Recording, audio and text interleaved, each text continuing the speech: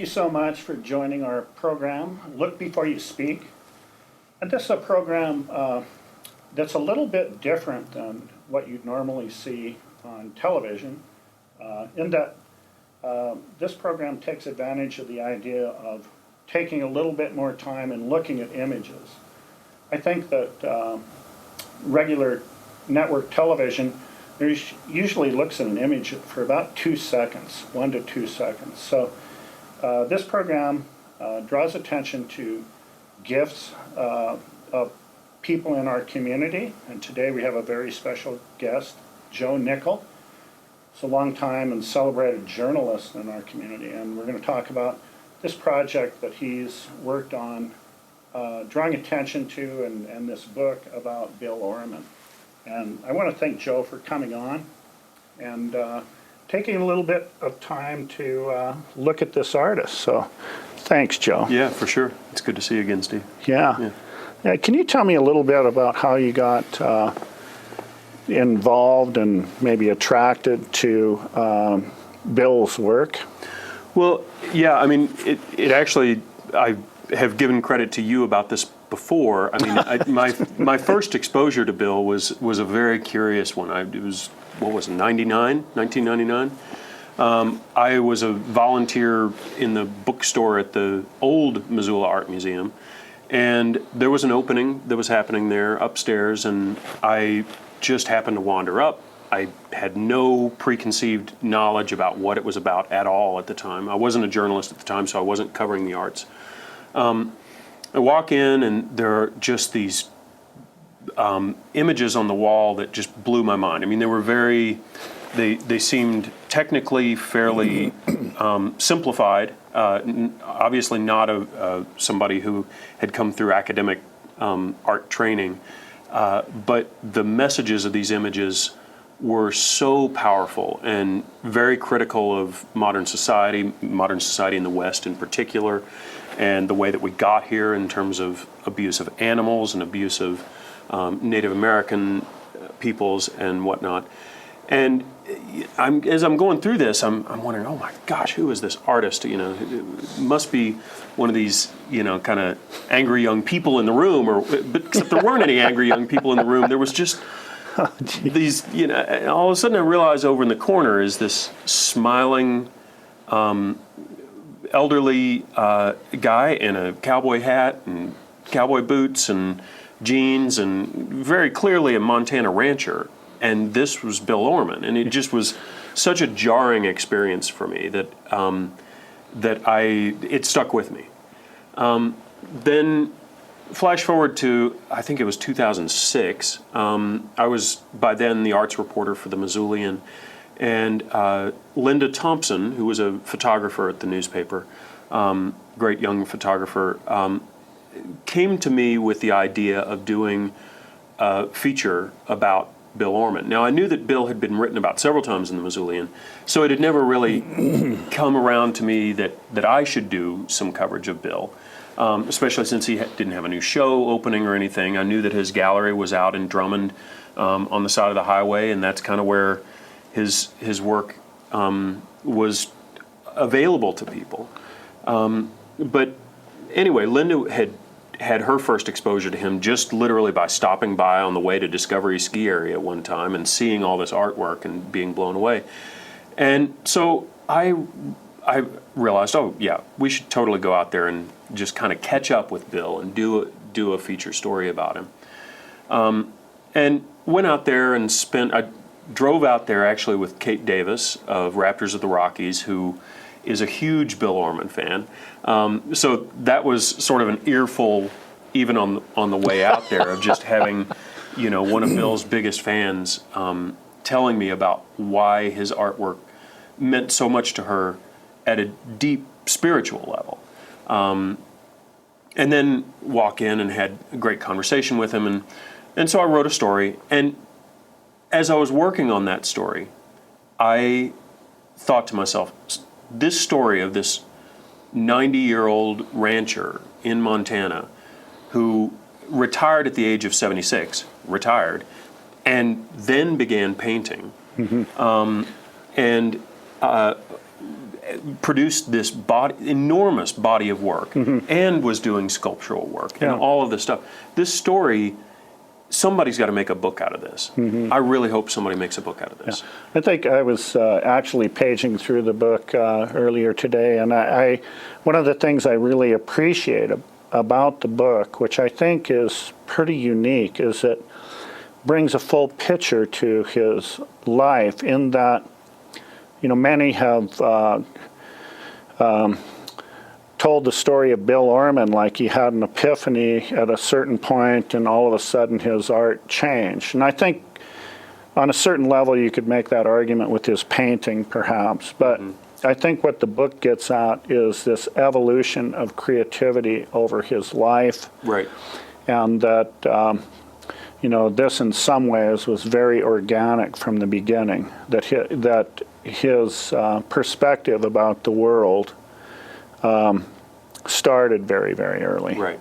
Well, candidly, when I saw this as a book idea, part of it was that I fell into that trap of believing, because I didn't have the past context. Bill was not the best at talking up his own successes and that kind of thing. Yeah, he was very sometimes self-deprecating. Oh yeah, self-deprecating, or he would just tell you untruths, intentionally. It's very clear that he was joking, but I want to show this picture on the back of the book, which gives you a sense of we'll see it here in just a little bit, of a sense of the museum, and just right outside of Drummond, about 2 miles outside of Drummond. Yeah. So, and this is the book, by the way. Right. Yeah. It is a physical object. Yeah. And he. So once I realized that, okay, actually, this is somebody who's been making art his entire life. He just didn't start painting until he retired from ranching. It wasn't quite as kind of dramatic of a story, but what I also realized is strip away the history and just look at the art, and what you're still confronted with is the same thing that I was confronted with when I walked into that gallery at the Missoula Art Museum, which is, whoa, what is this stuff? Who did this come from? And how does it all tie together? What is the thematic connection? So, this image that you're looking at right now, for example, we all know the historical story about how blankets infected with smallpox were given to Native Americans during the westward expansion of European culture, and what a tragedy that really was. And this painting here is something that is a story of the West that I've certainly never seen treated in the way that Bill treats it. It's painted in the language of sort of Western painting as we know it. The Russells and whatnot, and yet it is very much a different tone and content. It's a tragic tone and content. Yeah. Well, I think one of the things that you do get out in the book, which is really important, is he was a realist. Yeah. Conceptually a realist, telling real stories and nothing sugar-coated. Right. He's not going to have, the landscape might be a little bit romantic sometimes, but it's kind of in your face of the academics. Oh, yeah. Because no one's telling the true story. So, it's just like Bill arrives at, I'm going to tell the true story. Yeah. And he tells it, a lot of it is told through metaphor. And through, so this painting is a great example. This is, I believe it's called After Man's Extinction or something like that. But as you can see here, this is kind of an idyllic scene, or at least the first things that you see in terms of the color palette. There's a sort of wise-looking man standing next to the stream, along with nature surrounding him. There's a sense of harmony, And then you start to notice that in the background there's a dinosaur that's eating a person. And then down here in the foreground, there's this skeleton still clutching the steering wheel of a car as some kind of primitive humanoid creature is staring at an old bottle, contemplating, presumably, what this could possibly be an artifact of. This old Coke bottle. And so that mixture of humor and irony, really dark humor, but also a sense of hope that someday, I think that one of the things about Bill's perspective is that there's always a sense that nature is harsh. And that's a sense that I think comes from his 76 years as a rancher. Right. This is a man who did slaughter animals for a living at times, or at least raised them, and then was part of that at times. And to him, that's part of a natural process that you kind of can't get away from. And so I love the fact that he's not saying, oh, well, once we get man out of the way, nature will just be this beautiful, idyllic, dogs and cats loving each other. There was, he wants to, his version of ideal is more about balance, where mankind is no longer dominant over nature, but rather as a part of it. This is a painting that I believe Bill, I can't remember if he said that this was a self-portrait. It certainly is one of the ways that he hoped that he walked in the world. And it's one of my favorite paintings, one of the ones that everyone seems to be drawn to. He certainly was a person who was in love with animals and nature, and always, in particular, his dogs. And so his dogs actually, he told me once that no individual person other than arguably him in this one painting, none of the people in his paintings are actually people he knows. They're not specific depictions of people, but he has specific depictions of his dogs. Well, in that image, you can really see the influence. I mean, he looked at Van Gogh a great deal. Oh, yeah. And he had a respect and love of Van Gogh and the way Van Gogh was going to compose things, and that there was motion in the landscape. And but one of his favorite things was just how Van Gogh applied the paint. Mm-hmm. Put the paint down, and it was very work-like to him. Yeah. And very much like the ritual of ranching. Yeah. And so it's odd that an artist can come to combine Charlie Russell and Vincent van Gogh as their influences, and also live in a very small community and be executing what is modern expression. Yeah. Albeit maybe non-academic. Right. And it's art that at times is very critical of his own neighbors. Yeah. There are paintings that, many paintings that address the way that people just tear up the landscape willy-nilly and are disrespectful toward animals. And of course, his own, historic cultural heritage, as you see in this painting.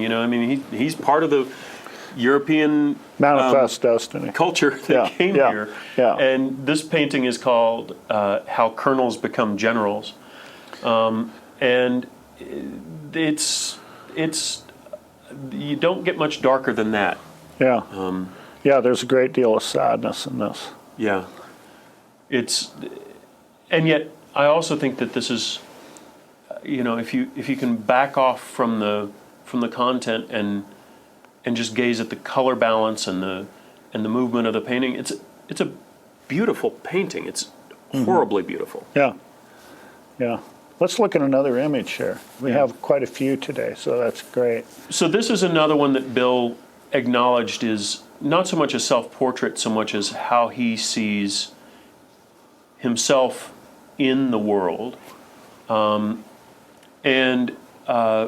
it, I think it's one of my favorite paintings because of the contrast and really the hope, I think, that lies in the foreground, even as the city is burning in the background and polluting the world. He's very much someone who believes that a simplification of life is a key to happiness. Yeah, and the way that humans are inextricably tied to nature, Yeah. and I think that is really an important message to him. And in that image, what I read into it is, he used to pack, and he used to guide, and he used to take people up into the woods and use mules and horses and guide people. And, I think some of that guiding also caused him to witness some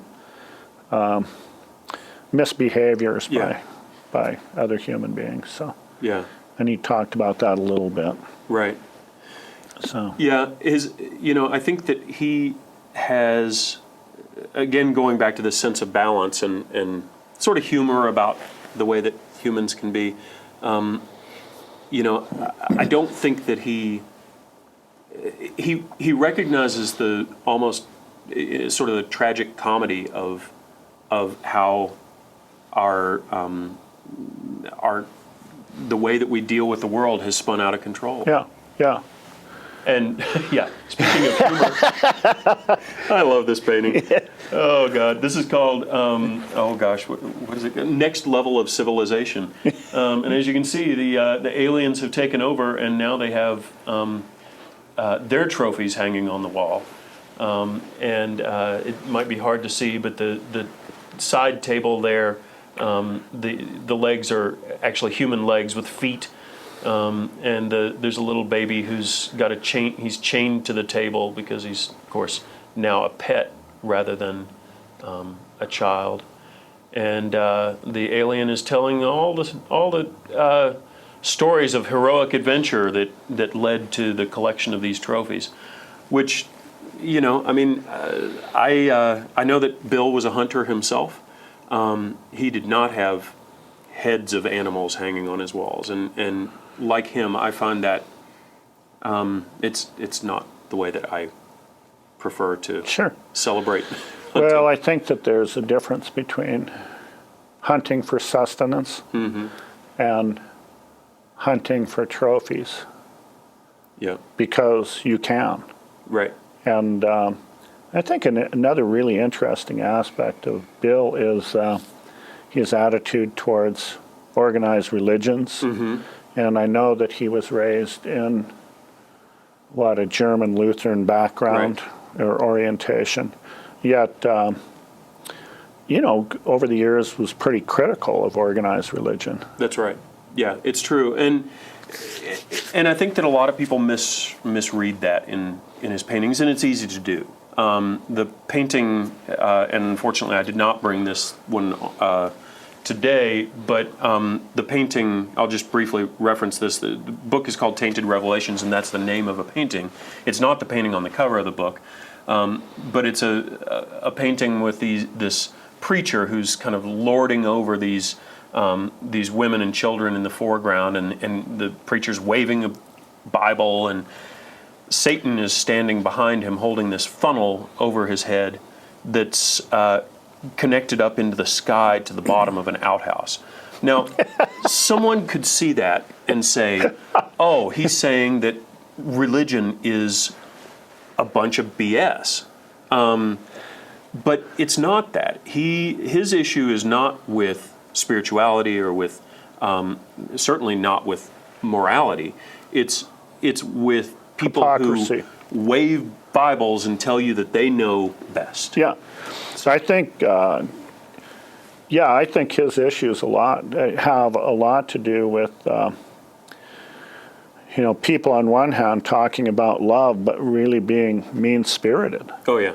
like the hypocrisy in organized religion. Yeah. And and that it happens over and over and over again, that he has witnessed that. And so I think that that's what comes out. And, I don't know if I've ever met a more loving, kind person. Oh, I know. Yeah.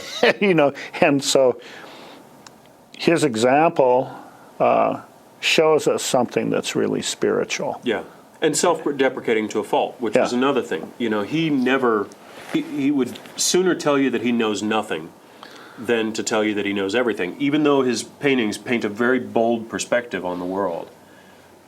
Yeah. He, right there on the front of his gallery, it says, "Okay to think your own thoughts, crackpot though they may be." Yeah. Let's look at this last image here. Yeah. This next image. Yeah. This is. This is another of my favorites, and this one. So the William Blake poem "Tiger." This is named Tiger with the same spelling, Tyger, and if you go and read the William Blake poem and look at this painting, it's remarkable to me how this actually has everything. Every word that's in that poem is in this painting. It's a remarkable example of being, as you say, very literal about something, but in a way that totally stands on its own as well. I just think it's such a powerful expression of both his hope in the world, his hope for harmony, his belief in sort of the simplicity of life, or what that can hold for living a good life, but then also the darkness that always surrounds us and that we always have to address in the world. Yeah, and he was really inspired by writers, not only William Blake, but John Haynes. John Haynes. Yeah. Who actually was a poet who was important poet who was had a parallel sensibility about nature, Right. about living within nature, and Thoreau. He was a big fan of Thoreau's. Yeah. Yep, exactly. I think that kind of idealism really resonated for Bill, and it's a through line. I think that every painting he did has somewhere in it a glimmer of hope, even if it's so small. Even in the painting, How Colonels Become Generals, it's awfully hard to see, but it's there. Yeah. Now, so this book is available online. It's available from Amazon.com. It's available at the Missoula Art Museum. Yeah. Okay. If you're swinging by the Orman Gallery, which is, as you said, 2 miles south of the town of Drummond on Highway 2, is that Highway 2, Highway 1? That's correct. Yeah. It's right there along the highway. You just look for the big steel animals and pull in the gate. Phyllis, Bill's wife, is Usually there. usually there. Yeah, it's usually open. Usually open, yeah. And it's a fantastic place. It's a place that I feel like when my friends and family come to visit for the first time to Montana, I take them to Glacier National Park, of course. Take them to Flathead Lake along the way, and I take them to Bill Orman's gallery because I think it's just as important as those assets. And Bill passed away a couple years ago.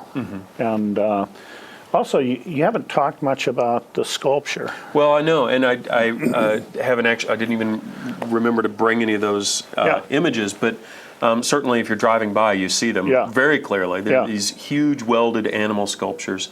He's got a woolly mammoth. He's got a woolly rhinoceros. He's got all these things. They're incredible works that he did with his son John, and to look at these and realize that these were done just in the summer months, again after he was 76 years old, is quite amazing.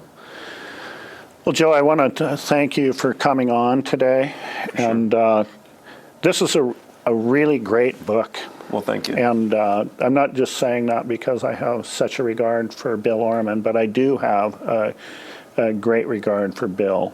And, he is a real important artist in the scheme of things in the state of Montana. And while not academically trained, I mean, there's such a will throughout his life and a creative will that it just speaks to me deep down about how no matter where we are or who we are in the world, that art is part of that, of living. And, Bill was going to be an artist from the very early age. Yeah. And the fact that he is part of the fabric in a very rural place and was so productive in a very rural place is really important, and you got at that.